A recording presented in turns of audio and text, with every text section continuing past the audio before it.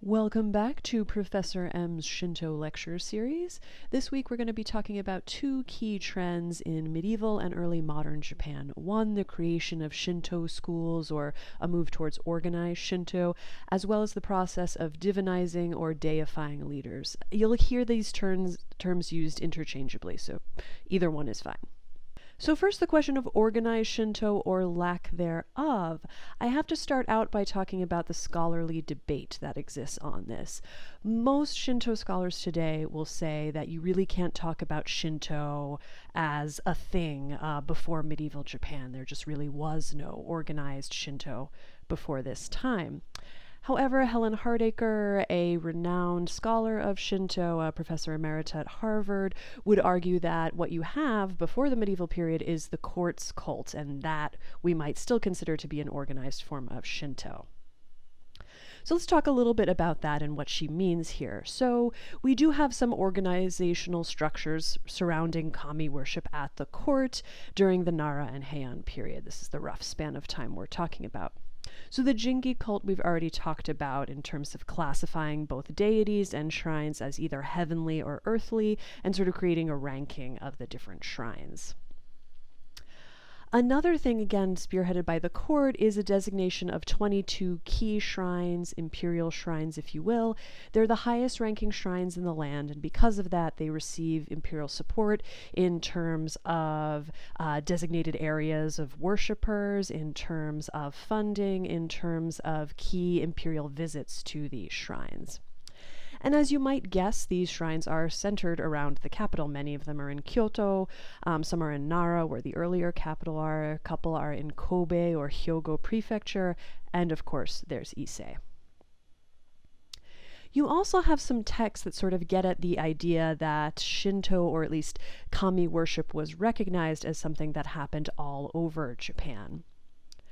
So you have the Fudoki, which is not one text, it's actually several, and for whatever reason they're translated as gazetteers. It literally just means records of wind and land. But they're essentially records for each province that were required, commissioned by the imperial court. Each province had, the administration of each province had to send these to the central court. And they contain many different things. They contain geographical information, a survey of all of the towns in the area, etc. Weather patterns is another thing, but more relevant for us is the fact that they include the list and location of all of the shrines in that province, as well as local myths, some connected to imperial myths, some not so much. Another really important text is the Engi Shiki, written at the beginning of the 10th century. And this was indeed a survey of many different things. It also includes non-religious information such as laws. But in terms of Shinto, it includes a survey of all of the kami, all of the shrines, and many of the norito, or prayers, those formal liturgical prayers that we talked about earlier. So you may have heard of this text before. I did mention it in an earlier lecture, but there's a category of shrines called Shikinaisha, which is essentially shrines that appear in the Engi Shiki. And any shrine that appears in the Engi Shiki is obviously very old, so it's something that shrines like to tout. It's also worth mentioning that even though we have this survey of all the different shrines, they're not centrally administered by the court. The court doesn't have control over shrines that are not immediately staffed or administered by the imperial family. So you still have great regional autonomy. That means, again, there really isn't one cohesive Shinto across Japan yet, and indeed not for a while, but what we start to see in the medieval period is moves in that direction. So why does this happen? The short answer is the Mongol invasions. To give a little context, though, about medieval Japan, again, I've given the rough years. This encompasses a couple different periods of Japanese history. But what definitely happens at this time is the rise of the samurai. The samurai now are ruling the country as shoguns, and you'll hear that described as shogunates. The emperor is still there, but not really in control of the whole country. But even though you have these successive shogunates that provide, a certain level of political administration and peace, there's still a lot of warfare between the periods, fighting between different samurai. There's also a lot of natural disasters, so this leads to a sort of general unrest during this period. You also see the decline of the court, right? They still have a good amount of regional power in Kyoto, but they are not in charge of the entire country anymore. So court Shinto remains sort of as it is. You still have the Jingi cult, you still have the 22 shrines, but the power of the court to either patronize these shrines or, sort of spread their ideas beyond the immediate area of Kyoto is gone. What you have instead is a golden age of Buddhism, especially the Kamakura period, sort of the first half of this period of medieval Japan. Precisely because of the unrest and warfare, you have a lot of people thinking of the other world, which Buddhism does a much better job of imagining and describing than Shinto does. Okay, so the Mongol invasions, there were, as you see here, 2 attempts for the Mongols to take over Japan. It's worth noting that this is after the Mongols had taken over all of China and Korea. So they really wanted Japan. The problem, Mongols not so great on boats. So both of these invasions were repelled by a combination of Japanese forces, again, lots of samurai around, as well as massive storms. And it's the storms we want to talk about. If you've ever heard the term kamikaze, it actually originates in this period, and it literally means winds of the gods. More specifically, the idea, and you'll see this expressed in text at the time, is that Hachiman, again, theoretically the deity of war that really starts to crop up around this time, Hachiman sent these storms in order to protect Japan. So it's thanks to Hachiman that Japan sort of remains unconquered. And because Japan remained unconquered by the Mongols, who had already conquered China and Korea, and of course, as we know, a large part of the continental landmass of the world at the time, there's a shift from sort of looking to the continent for inspiration, right, for Buddhist texts, for Confucianism, for models of how to do things, towards looking to Japan as being the center of culture, sort of the center of the world that begins now. And why? Partially because Japan's got the kami, right? It's thought that since the kami are in Japan, Japan is the land of the gods. So here's a nice image of the defeat of the Mongol invasions, of the Mongol fleets, which it's worth noting that since Korea and China had already been conquered, a lot of these soldiers coming in were indeed Korean and Chinese as well. But you see here, there are some folks here clearly pictured, sort of more Mongolian or at least foreign compared to the Japanese samurai, and of course the crashing waves. So again, this brings around a couple of new forms of Shinto, and so I'm going to talk briefly about them to get you acquainted. You'll read about these in greater detail this week. So Watarai Shinto is known by a number of names. Here are a couple of them. But it's called Watarai Shinto because it was formed by the Watarai clan, which are the hereditary priests of Gekku. If you haven't heard of Gekku, you have heard of Ise, because it is indeed Gekku is the outer shrine of Ise. Ise has 2 sort of main shrine areas. So Gekku is dedicated to Toyo-uke, the kami of good harvest. What you're more familiar with at Ise is the inner shrine, or Naiku, because that's the one dedicated to Amaterasu, and that's the one that's really the highest in the land and has special privileges, which Gekku does not. So one thing that Watarai Shinto develops during this time, and Watarai Shinto, it was really quite a number of the priests of Watarai who came up with it, so we don't have one single figure to point at, but they basically say that the inner and outer shrines of Ise are just like the 2 mandala of esoteric Buddhism. These are essentially 2 complementary worlds. And you can see that pictured here in the Ise mandala. Again, mandala is essentially mandara in Japanese. And so you see on the left Naiku and on the right Gekku, with the sun and the moon over them respectively, sort of symbolizing these 2 worlds. So this idea comes from, a shock of all shocks, esoteric Buddhism, but it becomes co-opted by Watarai to show that really these, esoteric Buddhist concepts from very far away are represented right here in Japan. Another thing that they argue in Watarai Shinto is that Issei's famous taboo against Buddhism, right? Buddhist priests can't come there. You can't talk about Buddhism at Issei. And this is at very few shrines. It's really only Issei and Kamo shrines that enforce this.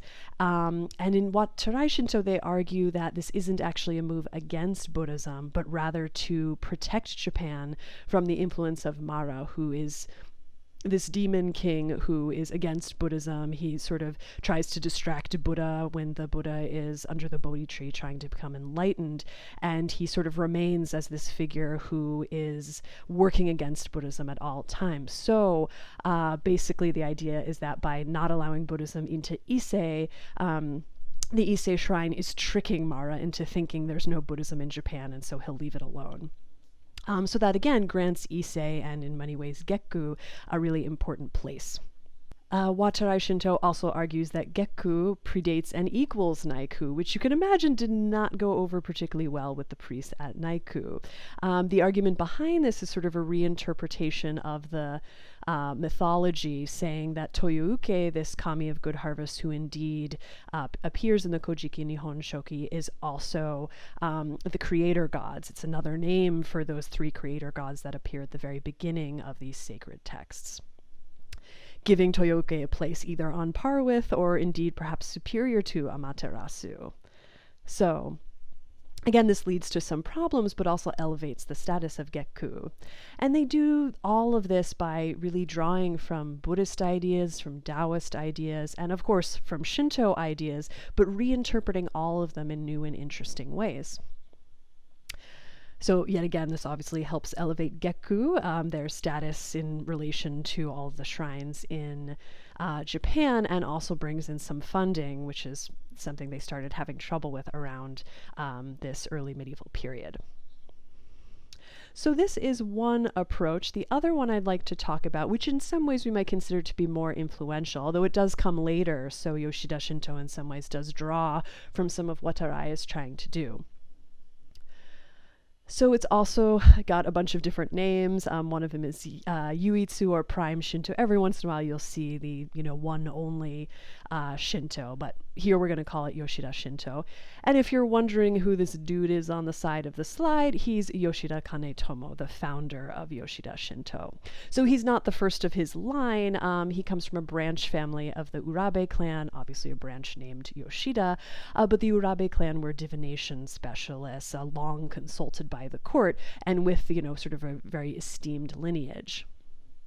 Yoshida Kanetomo himself, I'll just call him Kanetomo after this, was a highly ranked priest in the Bureau of Kami Affairs. And once he got to that high rank is when he started to develop certain ideas about Shinto. So one of the main things he did is that he codified Shinto, right? We have the Kojiki and Nihon Shoki, but we don't have, or at least until this time, there weren't a lot of texts talking about Shinto and what it believes, what were the main concepts of Shinto. He creates a bunch of these texts and tries to, claim that this is the real or one and only Shinto, hence the Yuitsu title. But he's using Buddhist texts as models. One example of this is that a lot of early Buddhist texts are in sort of question and answer format, with a disciple asking the master certain questions, which the master answers. And you see this same model used in Yoshida Shinto texts. Another thing Kanetomo propounded was, again, thinking back to Japan as the land of the gods, seeing Japan as the seed, the center, the beginning of sacrality, the beginning of deities even, rather than continental traditions. So instead of the Buddhist model where, everything starts in India and then goes out to China and Korea and finally Japan, setting Japan sort of away from the center of religiosity, Kanetomo argues that Japan is the seed and beginning, and that Confucianism, Taoism, other traditions of the continent are actually outgrowths of Shinto, not the other way around. So that's a huge reversal. Another reversal, which you've heard of already, is Han Honji Suijaku, right? The reverse Honji Suijaku, where it's thought that kami are the original ground and Buddhas are manifestation of kami, not the other way around. So he's turning a lot of key notions that were held in Japan for a very long time completely on their head. So again, he's not the one who created this idea of Hanhon Jisuijaku, but he really expanded it into a theory that then became widely accepted. And so this form of Shinto really takes off, not that it, suddenly spreads everywhere in Japan, but it becomes increasingly respected and acknowledged by the imperial family, for instance. And so early on, Yoshida, not Kanetomo himself, but the family gradually, once building this idea, building their idea of Shinto, they somehow acquire the rights to license other shrines and to grant ranks to other shrines and priests. So shows us how Yoshida Shinto sort of moves Shinto into an organized religion with a clear hierarchy, with clear ideas, into something that can sort of compete with Buddhism as a belief system to be embraced. Again, Yoshida grants rank and licenses to shrines and priests. This does not, of course, include the imperial family's priests and shrines. All right, so now moving away from schools to talk about hitogami. And so this is a term, again, we've seen before. It's a particular category of kami, essentially humans that are elevated to kami status. And there are a few different ways this can happen. One of the first is to pacify vengeful spirits, causing potential havoc. The idea that these vengeful spirits are acting like kami in terms of showing their malevolent side. Just like kami, we can convert them into benevolent entities instead. So one of the early examples of this is the exiled courtier Sugawara no Michizani becomes the deity Tenman or Tenjin, referred to both ways.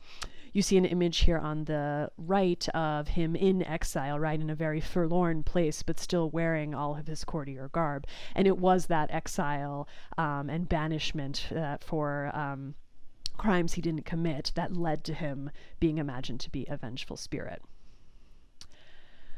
Later on, you see the idea that either kami or bodhisattvas can manifest in human form. We see this early on with Hachiman, right? Being thought that Hachiman's first human incarnation was as Emperor Ojin. So in a way, this is sort of a reverse, right? Kami or bodhisattva becoming human, but still also showing how a human can actually be a deity. You also have this idea of venerating accomplished humans who had accomplished a lot in one way or another, as deities. So early on, you see founders of Buddhist schools revered as bodhisattvas after their death. So Kukai, the founder of Shingon, Saicho, the founder of Tentai, were both thought to be bodhisattvas after their death. And this sort of leads us to the idea we start to see at the end of the medieval period, moving into the early modern period, that leading samurai, whether shoguns or not, were perceived to be avatars, right? Kami or Buddhas in human form, or just seen plainly as kami. And so again, this includes both shogun or generals, de facto rulers for all of these periods, or daimyo, who were the provincial rulers, literally great names. Just a small note that shogun is technically an English word now, so you don't have to necessarily italicize it, and you will see an S put on it. I decided to keep with the Japanese here. And so why do this? Partially because if you deify the founder of a particular shogunate or the person who started a particular city, really increase the family power, you're helping to solidify that family power, right? Now you have a deity that you're usually asking other people to pray to and sort of showing the glory of your line. So the most notable example of this is Tokugawa Ieyasu. He is not the very first of the shoguns to do this, but by far the most famous. So Ieyasu essentially ended the Warring States period. He's the third of the three great unifiers who bring this long period of war to an end. And he was the most successful one. He set up the final shogunate of Japanese history, which lasted for a good amount of time. And so why deify someone who was involved in warfare? Partially because he restored peace to Japan, and that's considered a very laudable achievement. Fair enough, right? So he's deified as Tosho Dai Gongen. Again, the Gongen is this idea of an avatar, so the idea that this is a kami who came down in human form in order to end the Warring States period. And he is enshrined at a number of shrines, but most notably at Nikko, an area about 2 hours outside of Tokyo. But it's not the only Toshogu shrine. There are quite a few. He's also entombed there, which is somewhat unusual compared to what we've seen in earlier Shinto shrines. You'll also notice the architecture is not that of a normal shrine, right? It's rather ornate. As I mentioned, there are quite a lot of Toshogu throughout Japan worshipping this deity. To give another more regional example, I'd like to talk about Date Masamune. Masamune was the ruler of Dewa province, which is really much of what is now Tohoku or northeastern Japan. It comprises what is now several different prefectures. He was a very able warrior during the Warring States period and a very strong politician and ruler in Dewa. He's also the founder of Sendai, and as you know, I lived in Sendai, which is the largest city in the Tohoku region of Japan, and he's a hugely popular icon today. One way you can see this is in this mascot I have here, Musubi Maru, who is shaped like, his head is shaped like a rice ball because Miyagi Prefecture is known for its rice, but he's wearing the armor and the iconic helmet of Masamune. So Masamune's claim to fame is not only founding Sendai, but also his patronage of the arts and culture. He brought a lot of artisans from Kyoto up to Sendai, which had sort of been a backwater up until then. He also supported foreign trade as long as it was allowed. It was forbidden towards the end of his life. And he's enshrined and buried in Zuihoden, a mausoleum, which looks like this. So again, like Nikko, the architecture is very different from the average shrine, but it does sort of work like a shrine. You pray to Masamune as if he's a kami. So Zuihoden specifically enshrines Masamune. There are other Date daimyo, his successors, enshrined on the same grounds, not quite as fabulously. And this is one way in which the daimyo emulate the shogun, right, in terms of also enshrining their sort of clan leader or head, just not being quite as, fabulous or extensive, because you don't want the shogun to get angry and think that you're going to start a rebellion, right? After a lot of years of war, this was something that was a real concern. And so one question we might bring up is, how can mausolea technically be shrines, right? Usually Shinto wants to have nothing to do with death. And that's a great question and something we can definitely explore and discuss in detail. All right, so materials for the week. You have another half chapter from A New History of Shinto. Start at the emergence of Shinto, please. It'll go over some of the things I've talked about in more detail. And you also have a video on Nikko, on the Toshogu shrine there. On Thursday, you're going to have an academic article. You will read one of these two articles, one on Watarai and one on Shinto. So please check your assignment based on your group on the week 5 page. And on Friday, you'll have an article, or a book chapter really, about the death of a shogun, how deification works in early modern Japan. Just so you know, early modern Japan is also known as the Tokugawa period, which is also known as the Edo period, and is the following years, 1600 through 1868. All right, so just to go over discussion questions quickly, you'll have, thinking about these new schools of Shinto, depending on whether you're working on Watarai or Yoshida, think about what religious concepts they draw on.